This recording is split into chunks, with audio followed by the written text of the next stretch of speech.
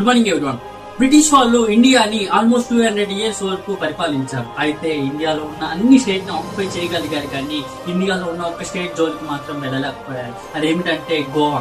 గోవాలో ఎందుకు అడుగు పెట్టలేకపోయారంటే వాళ్ళకన్నా ముందు 400 ఏళ్ల నాటి క్రితమే పోర్చుగీస్ వాళ్ళు అక్కడ రూలింగ్ చేస్తున్నారు. విషయంలోకి వెళ్తే 1448 లో Vasco da Gama map routes కనుక్కున్నాక ఫస్ట్ వాళ్ళు ఆక్యుపై చేసిన స్టేట్ ఏంటంటే గోవా.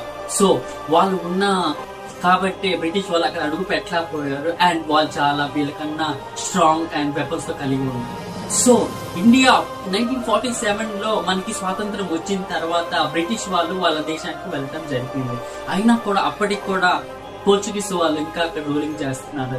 అలా కొన్ని రోజులు గడిచిన తర్వాత మన ఇండియన్ ఆర్మీ ఆపరేషన్ విజయ్ అని ఆపరేషన్ స్టార్ట్ చేసిన తర్వాత లీగల్ గా గోవాని ఇండియాలో కలిపేశారు. సో అప్పటి నుంచి మనకి హ్యాపీగా గోవా ఒక 2 places గా విజిబుల్ గా ఉంటుంది. This the fact we didn't know about the history of India